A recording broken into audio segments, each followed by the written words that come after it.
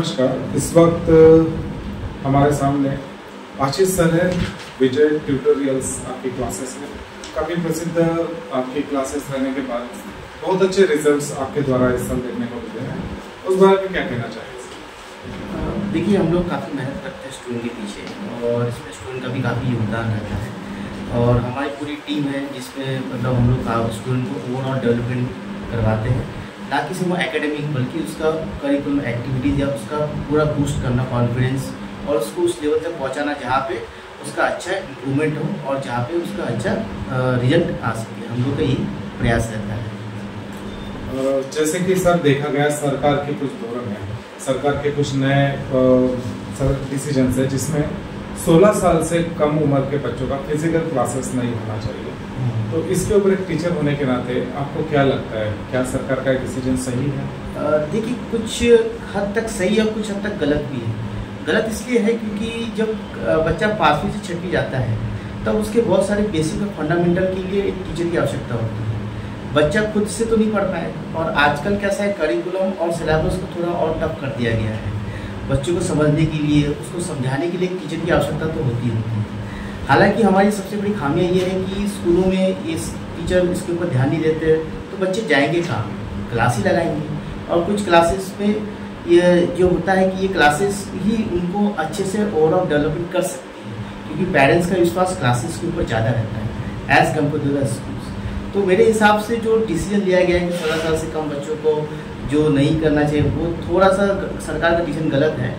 लेकिन ये मेरा ये मानना है कि 16 साल से जो है मतलब एक एज लिमिट कर देना चाहिए, तो एज लिमिट थोड़ा सा और बढ़ा देना चाहिए तो शायद उसमें कुछ हो सकता है। जैसे कि आप कह रहे हैं कि एज लिमिट बढ़ा देना चाहिए, हाँ। यानी कहाँ तक के बच्चों का फिजिकल? देखिए, 16 साल तो काफ़ी, क्योंकि जनरली आप देखेंगे तो 10th के बाद जो है 15-16 साल के बाद 9th-10th में बच्चा जनरली रहता है और 9th-10th का जो CBSE का करिकुलम है, सिलेबस है, थोड़ा सा टफ है। उसको अकेले नहीं कर पाएंगे बच्चे, उसके लिए टीचर की हेल्प लगती है क्योंकि अभी question paper pattern, new paper pattern जो अभी चेंजेस हुए हैं तो उसमें टीचर की हेल्प तो लगेगी। तो बच्चे ऑब्वियसली बात है क्लास में ही डिपेंडेंट रहते हैं, तो उसको 18 साल तक की करें तो शायद हो सकता है। ठीक है, जैसे कि आपने कहा 18 साल तक के बच्चों का प्रावधान होना चाहिए था, लेकिन उसके अलावा सरकार की और एक नई नीति जिसमें एजुकेशन सिस्टम में चेंजेस लाने के बाद, हाँ। 10वीं इसके बाद बोर्ड नहीं रहेगा, हाँ। आपको क्या लगता है, बच्चों में कंपटीशन खत्म हो जाएगा और क्या उनको फ्यूचर बहुत टफ जाएगा? देखिए, कैसा है, एजुकेशन सिस्टम हर साल बदलते आ रहा है, ठीक है। आज से 20 साल पहले, 30 साल पहले कुछ अलग था और अभी अलग है, ठीक है। लेकिन जो सरकार का जो नियम है कि 10वीं के बाद से बोर्ड हटा देना, थोड़ा सा बच्चों में पढ़ाई के प्रति इसमें सिंसियरिटी नहीं थी मेरे हिसाब से। क्योंकि कैसा है, बच्चे जो है 10वीं के बाद अगर बोर्ड नहीं रहेगा तो उतने सीरियसली पढ़ेंगे नहीं और उतना वो करियर को उतना आगे लेंगे नहीं।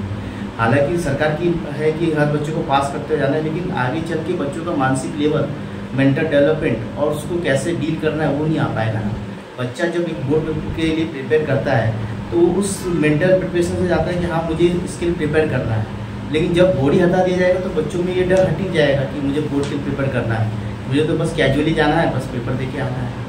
तो ये मैं इसके बारे में सहमत नहीं हूँ सरकार की। एक टीचर होने के नाते क्या एक सिस्टम, बच्चे को कंफ्यूज होते हैं, स्टडी पैटर्न क्या होना चाहिए, कैसे स्टडी करना चाहिए।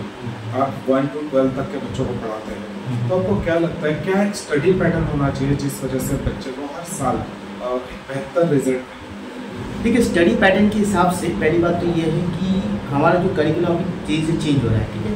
बच्चों को पहली बात रोड लर्निंग नहीं होनी चाहिए, मतलब मगिंग नहीं आनी चाहिए, ये रट्टा मार लिए पास हो गए नहीं। बच्चों को उस टॉपिक को अंडरस्टैंडिंग लेवल अच्छी होनी चाहिए, उस टॉपिक के बारे में अच्छा नॉलेज होना चाहिए, इन डेप्थ नॉलेज होना चाहिए और सबसे पहले बात उसका एप्लीकेशन समझ में आना चाहिए। क्योंकि दिन पे दिन कैसा है, दुनिया बदलती जा रही है, नई नई टेक्नोलॉजी आ रही है, नई नई चीज़ें आ रही हैं।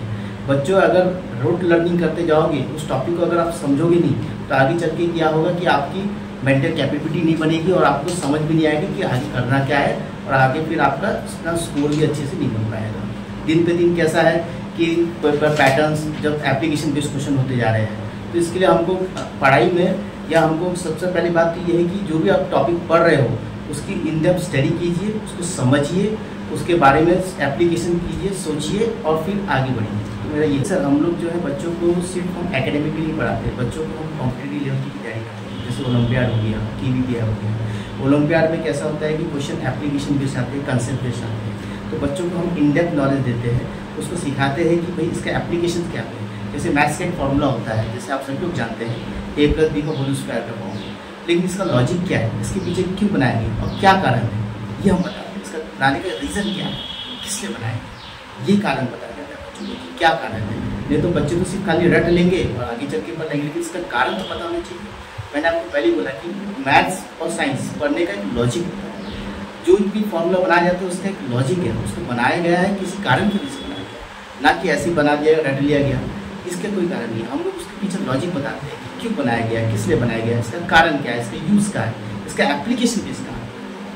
सर, बच्चों का डेवलपमेंट और स्किल डेवलपमेंट के लिए आपके क्या क्या बच्चों को दिया जाता है, क्या तैयारी होती है? देखिए, स्किल डेवलपमेंट के हिसाब से अभी हम लोग जो है पहले बात स्किल क्या है कि बच्चा जो है फॉर एग्जाम्पल अगर 10th और 12th करता है तो कॉलेज में जाता है, ठीक है। कॉलेज में उसको प्रॉपर स्किल डेवलपमेंट नहीं मिल पाती है, ठीक है। तो बच्चों को हम लोग क्या करते हैं कि हम लोग का कुछ टाइप है किसी इंडस्ट्रीज से, कुछ मेंटर से टाइप है, तो हम लोग क्या करते हैं उन मेंटर्स के पास लेके जाते हैं, उनको बताते हैं कि इंडस्ट्रीज में काम कैसे होता है। इंडस्ट्रीज या बच्चों में जैसे मान लीजिए एनिमेशन का कोई कोर्स करना है या कोई ग्राफिक का कोर्स करना है, तो हमारे कुछ मेंटर्स हैं जो ये बताते हैं कि एनिमेशन का कोर्स में क्या क्या चीज़ होती है, क्या क्या संभावना है, क्या क्या पॉसिबिलिटीज़ है, इसमें कितना ड्यूरेशन लगता है, इसमें क्या क्या चीज़ होती है, इसकी जॉब की अपॉर्चुनिटीज़ क्या है। और एक चीज़ हम बच्चों का स्वेट एनालिसिस करते हैं, जैसे SWOT, ठीक है। ये बहुत इंपॉर्टेंट होता है बच्चों के लिए, क्योंकि हर बच्चे का माइंड का लेवल अलग अलग होता है। हर बच्चा जरूरी नहीं कि डॉक्टर बने या इंजीनियर बने, हर बच्चे का माइंड के लेवल के हिसाब से उसकी करियर डिसाइड होते हैं। तो हम लोग, मैं खुद एक स्वॉट एनालिसिस हूँ जो बच्चों को स्वॉट मतलब strength, weakness, opportunity and threat, ये चारों चीज़ मैं एनालिसिस करके बताता हूँ कि बच्चे का करियर कहाँ जा सकता है। जरूरी नहीं कि हम एक ही दिशा में जाएँ, और भी बहुत सारे करियर ऑप्शन होते हैं जहाँ पे बच्चा अपना अच्छा खासा करियर बना सकता है। बच्चों को जैसा 10th हो जाता है तो बहुत सारा कंफ्यूजन रहता है उनके क्या फैकल्टी दिया जाए। हाँ, तो बहुत सारे बच्चे कंफ्यूज होते हैं और जोर जबरदस्ती से कोई भी फैकल्टी उनके आंख पे लग जाती है। देखिए, हमारे समाज की तो दुर्दशा ये भी है कि कई कुछ ऐसे कोचिंग क्लास वाले भी हैं जो ज़बरदस्ती बच्चों को वो चीज़ जाना चाहते हैं जो उसके मन मुताबिक नहीं होती है। लेकिन मेरा ये कहना है कि आप पेरेंट्स का भी है और बच्चों का भी है कि आप अपने बच्चों को पहचानिए, उसकी कमियाँ देखिए, उसकी खूबियाँ देखिए, कहाँ पर वो कमज़ोर पड़ रहा है, कहाँ पर वो मजबूत बन रहा है। जिस फील्ड में मजबूत बन रहा है, जिस फील्ड में लगता है कि उसका अपॉर्चुनिटी बहुत अच्छी है, उसमें वो करिए। ज़बरदस्ती थोपना या रैट रेस करना ये बराबर नहीं है। ज़बरदस्ती अगर मान लो बच्चों को इंजीनियरिंग करने का मन नहीं है लेकिन इंजीनियरिंग करा लो तो क्या मतलब है। उसके अलावा भी बहुत सारे फील्ड हैं जहाँ पे बहुत अच्छा नाम कमा सकते हैं, बहुत अच्छा आप आगे बढ़ सकते हैं। इसलिए बच्चों का प्रॉपर एनालिसिस करना बहुत ज़रूरी है। बच्चों की उसकी कहते हैं कि माँ बाप को ये चीज़ करनी पड़ेगी, क्योंकि बच्चा जो है माँ बाप से अटैचमेंट है। गुरु एक उसको एक मार्गदर्शन दे सकता है कि हाँ भाई यहाँ पे जा सकता है, लेकिन बच्चों को खुद का माँ बाप को ही समझना चाहिए कि अपना बच्चा कहाँ पे कमज़ोर पड़ रहा है, कौन सी फील्ड उसके लिए सबसे अच्छी होती है। ये नहीं कि देखा देखी कर दिया या किसी के आस पड़ोस के माहौल में आके प्रेशर में आके किसी को और करियर दे दिया, ऐसा नहीं होना चाहिए। बच्चों से कुछ सवाल पूछिए, उनकी इंटरेस्ट को जानिए, उनका मन को जानिए कि कहाँ पे वो बच्चा किधर कहाँ पे इंटरेस्ट ले रहा है ना। ये सब चीज़ अगर जानेंगे तो फिर बच्चा आपको तुरंत पता चलेगा हाँ पापा मुझे इधर जाए, मम्मी मुझे इधर जाना है। जबरदस्ती किसी को कोई चीज़ मत। मेरा ये कहना है कि हर बच्चे का माइंड अलग अलग होता है। जरूरी नहीं कि सब 90% वाले हैं या 60% वाले हैं या 70% वाले हैं, ठीक है। पेरेंट्स को ये चाहिए कि आज के इस कॉम्पिटिटिव युग में, ठीक है, आज के इस कॉम्पिटिटिव युग में आप क्या ये देखिए कि जिस फील्ड में सबसे ज़्यादा कंपटीशन है उधर आप बच्चों को मत घुसाइए। मेरा ये ओपिनियन है, क्योंकि अभी रिसेंटली अभी तो मैं कहना चाहता हूँ कि नीट का एक रिजल्ट आया जिसमें 25 लाख लोग बैठे, ठीक है। क्या 25 लाख लोगों को क्या सभी को 50,000 MBBS सीट मिल जाएगी? नॉट पॉसिबल, पॉसिबल नहीं है। वही चीज़ है कि आप अपने बच्चे के ऊपर ज़्यादा प्रेशर मत डालिए, इतना प्रेशर मत डालिए कि बच्चे जो है कुछ गलत डिसीजन ले लें या कुछ गलत डिसीजन लेके अपनी ज़िंदगी की राह कुछ दूसरी जगह बदल दें। आपको पहले बच्चे से एक साइकोलॉजिकल काउंसलर से मिलना चाहिए, उसकी एक एनालिसिस करनी चाहिए, उसका देखना चाहिए कि कहाँ पे वो कमज़ोर है, कहाँ पर उसकी वीक पोर्शन है, कहाँ पर उसकी स्ट्रॉन्ग पोर्शन है। तब जाके उसको पता चाहिए कि ये करियर ऑप्शन उसके लिए अवेलेबल है। दुनिया में इतने करियर ऑप्शन है कि बच्चा अगर उस करियर ऑप्शन में चले जाएगा तो बहुत अच्छा नाम कमा सकता है। कि हमारी गूगल पे वेबसाइट भी है vijaytutorials.co.in, और मेरा 2 जगह पे क्लास चलता है, एक भगवान नगर रामेश्वरी में, महाराष्ट्र बैंक के सामने भी मेरा है, और यहाँ पे बेसर चौक के पास भी है मेरा कॉन्टैक्ट नंबर। मेरा कॉन्टैक्ट नंबर जो है वो है 9766206909, और दूसरा है 8180805196। या आप गूगल पे भी आप विजय ट्यूटोरियल डालेंगे नागपुर तो आपको मेरा पूरा डिटेल